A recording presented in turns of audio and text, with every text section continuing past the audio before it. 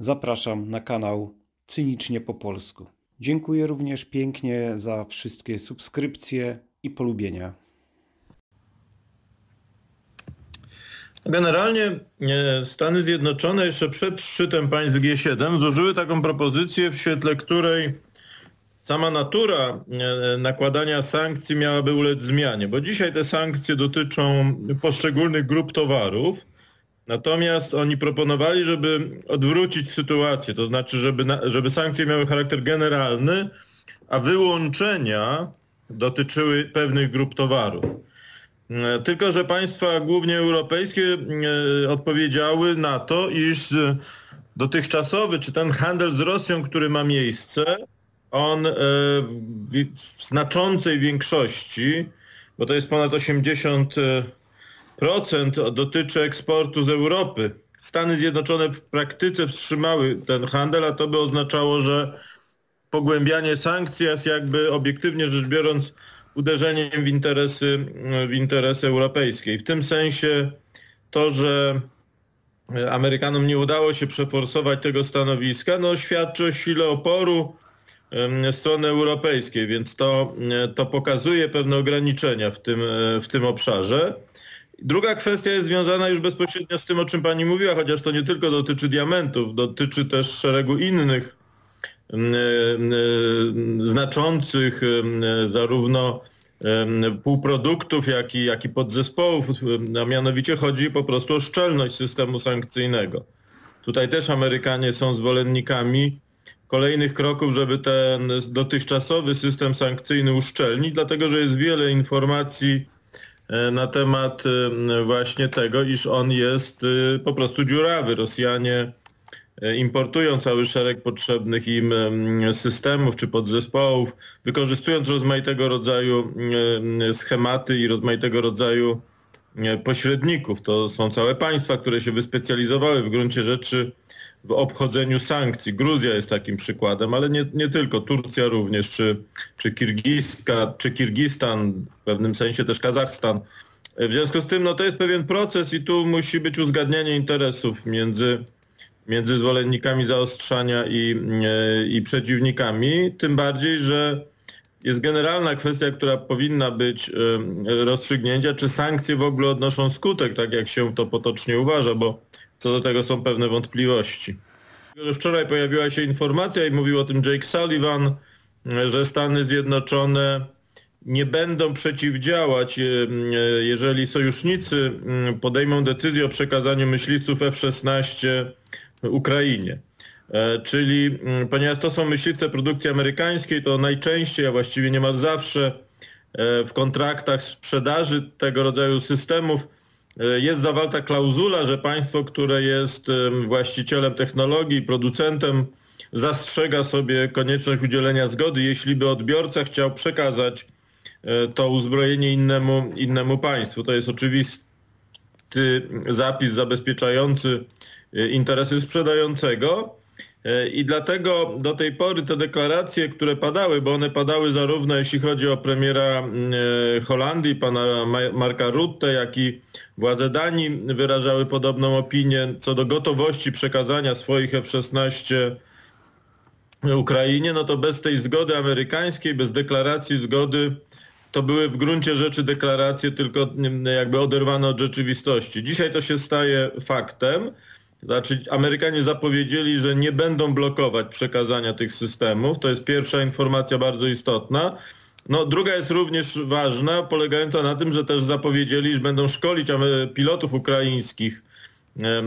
Ten okres szkolenia jest tutaj, powiedziałbym, w takim ujęciu modelowym. On trwa powyżej roku, nawet 1,5 roku, no ale do tej pory ukraińscy żołnierze szkolili się znacznie szybciej w zakresie obsługi skomplikowanych systemów zachodnich, takich jak chociażby baterie Patriot, którymi już się posługują i to z dużą skutecznością. W związku z tym tu można przypuszczać, że ten okres szkolenia ukraińskich pilotów będzie okresem krótszym niż taki, o którym jest mowa. I te dwa elementy wydają się wskazywać na to, że Ukraina powinna dostać znaczące wzmocnienie, jeśli chodzi o jej potencjał lotniczy, no gdzieś pewnie w okolicach końca tego roku.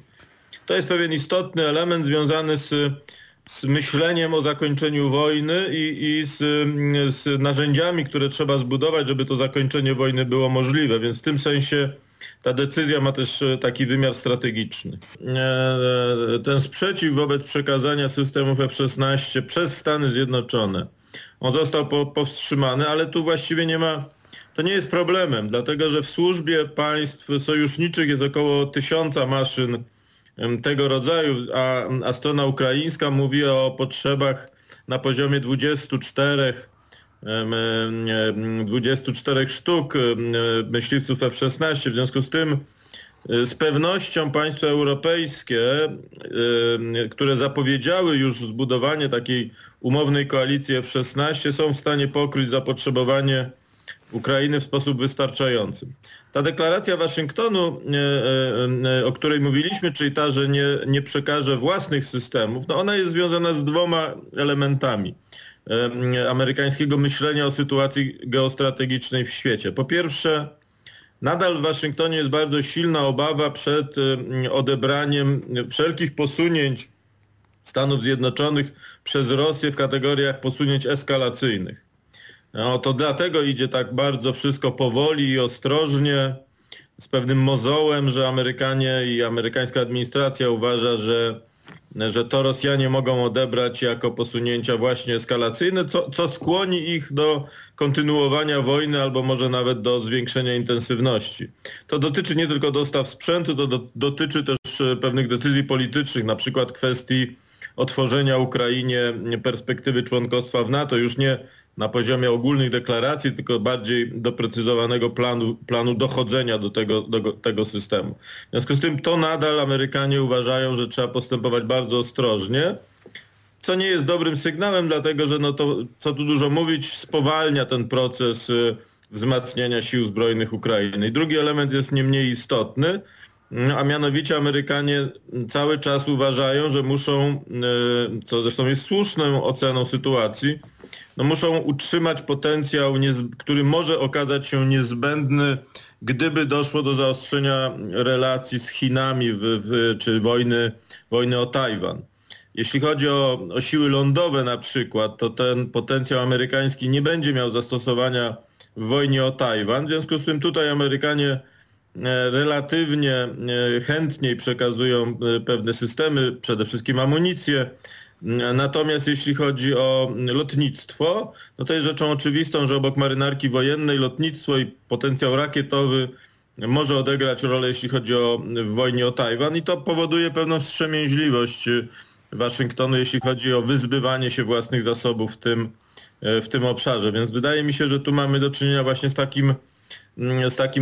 z taką polityką polegającą na braniu pod uwagę szeregu czynników. No jeśli chodzi o Ukrainę, to wydaje się, że takie generalne jakby zarysy tego, co ten szczyt NATO w Wilnie postanowi, one są już z grubsza znane.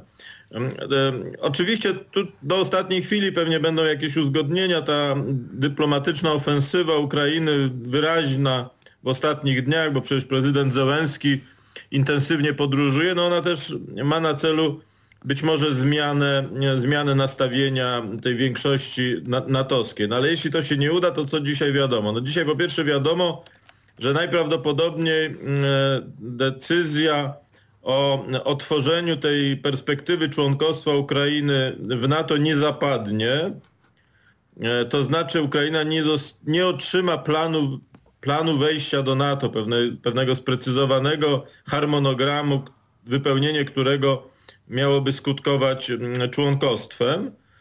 Być może, bo takie oczekiwania są dość powszechne, no NATO wejdzie na pewien wyższy poziom integracji. Tutaj mówi się o powołaniu stałej Rady Ukraina-NATO, czyli takiej formuły bieżącej współpracy zarówno w sprawach wojskowych, jak i dyplomatycznych czy politycznych, bo te dwa obszary są ważne. Tu chodzi o to, żeby po prostu przyspieszyć modernizację ukraińskich sił zbrojnych i dostosowywanie ich do standardów natowskich, ale jednocześnie, bo te dwa procesy muszą być skorelowane, chodzi o to, żeby powstawał pewien konsensus polityczny w obrębie państw Paktu Północnoatlantyckiego, bo tych 31, a niedługo 32 członków musi podjąć decyzję o przyjęciu Ukrainy. Więc w tym sensie to stworzenie Rady NATO-Ukraina miałoby być pewnym krokiem w stronę wzmocnienia relacji, ale jeszcze nie takim planem precyzyjnie określonych kroków na rzecz członkostwa.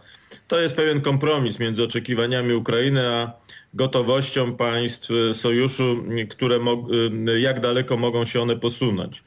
Druga kwestia jest nieco mniej kontrowersyjna, a to jest decyzja związana ze zwiększeniem zaopatrzenia wojskowego przede wszystkim Ukrainy przez państwa natowskie. Taką zapowiedzią pewnych zmian w tym obszarze jest choćby ta deklaracja niemiecka o kolejnym pakiecie pomocy wojskowej, największym z dotychczasowych, o wartości 2,7 miliarda euro, czy decyzja Brytyjczyków o przekazaniu rakiet Storm Shadow o znacznie większym, trzykrotnie większym zasięgu niż te dotychczasowe rakiety amerykańskie.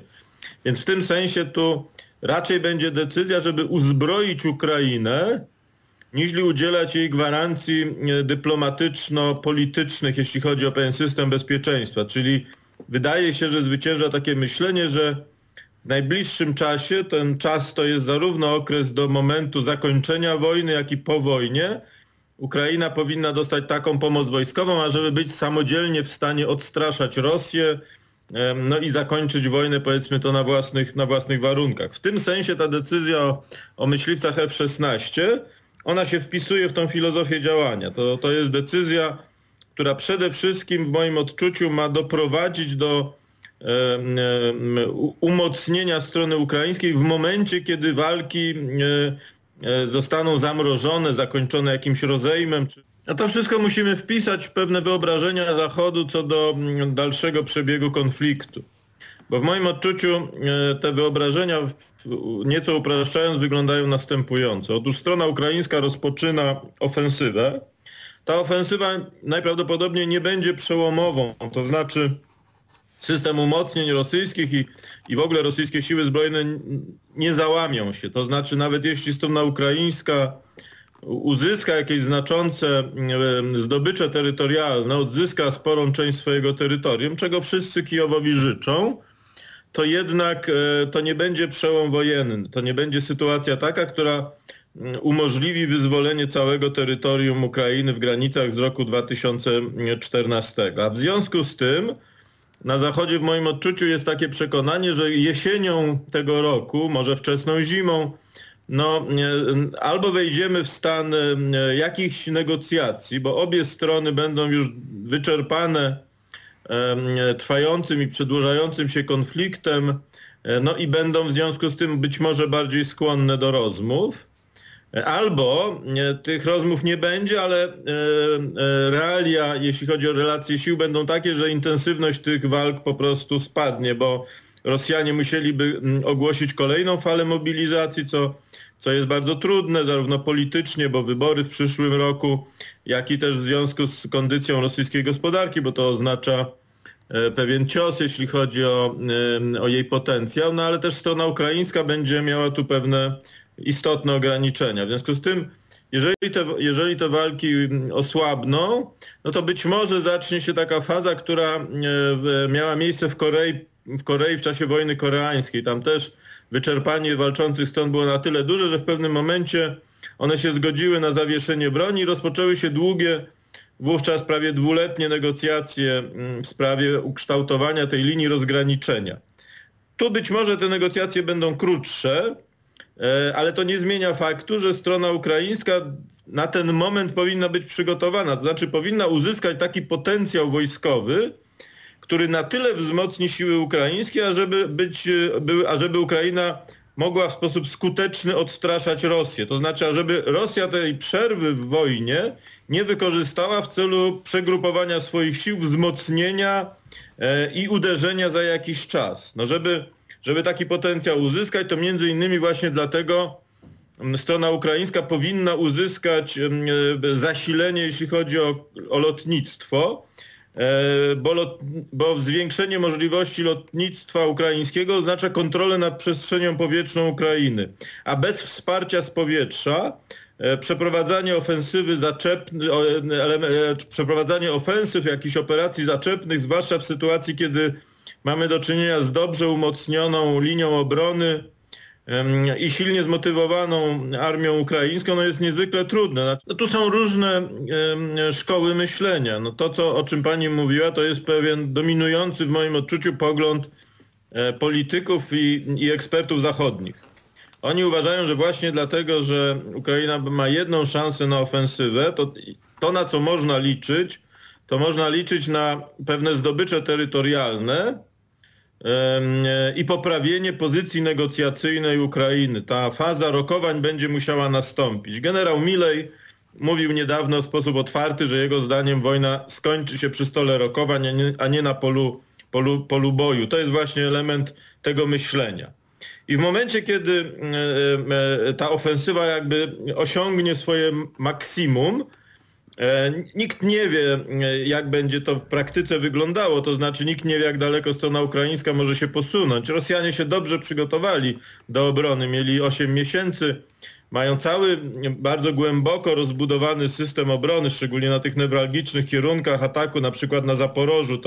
Tu wcale nie ma gwarancji, że strona ukraińska wejdzie w te linie obrony rosyjskie jak w masło. Ale nawet zakładając ten scenariusz pozytywny, to mało kto wierzy, żeby Ukraina była w stanie na przykład odbić Krym. A w związku z tym jakoś jesienią w świetle tej narracji następuje faza negocjacyjna.